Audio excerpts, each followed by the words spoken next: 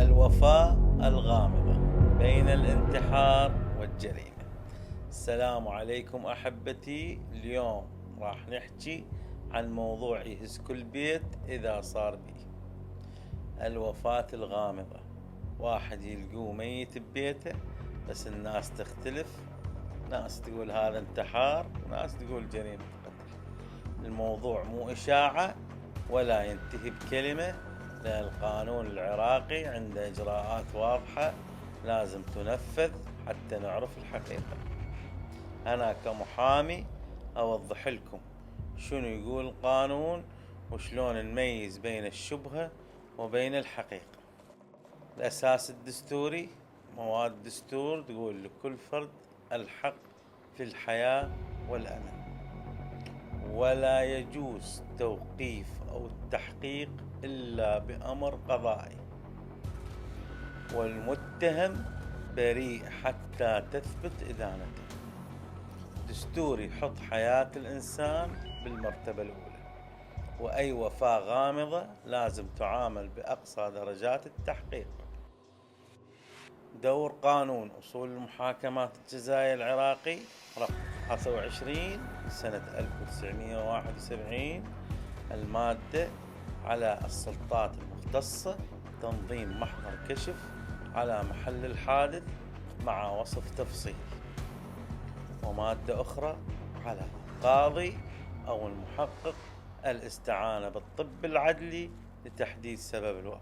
أما مواد أخرى تقول إذا كانت هناك شك في الوفاة يجب إجراء التشريح الكامل للجثة. يعني القانون ما يكتفي بالتخمين، وإنما يعتمد على أدلة مادية، آثار على الجسم، تقارير الطب العدلي، بصمات، عينات دم، تقارير السموم. بين الانتحار والجريمة شلون نفرق؟ الانتحار الطب العدلي يثبت إذا الجروح أو العلامات متناسبة مع الانتحار، جرح على اليد بزاوية معينة، خنق ذاتي بحبل إلى آخره. جريمة إذا الجروح عميقة وبإمكان يصعب الشخص يسويها بنفسه، أو آثار مقاومة أو كدمات غير مبررة. القانون يشدد أنه أي شك بسيط يساوي يفتح تحقيق جنائي.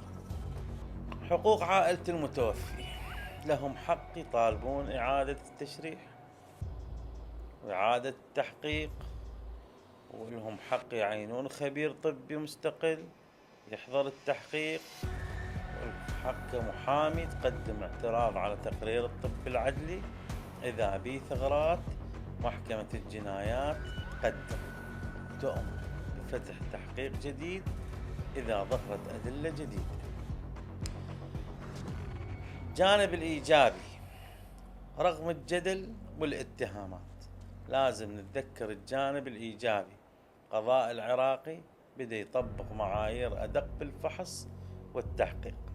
دائرة الطب العدلي اليوم أكثر تطور من قبل DNA، تستعمل تحاليل وتقارير السموم. المواطن إذا طالب بحقوقه يقدر يحصل على كشف شفاف. أخوان، كل وفاة غامضة مو مجرد خبر، وإنما قضية عدالة.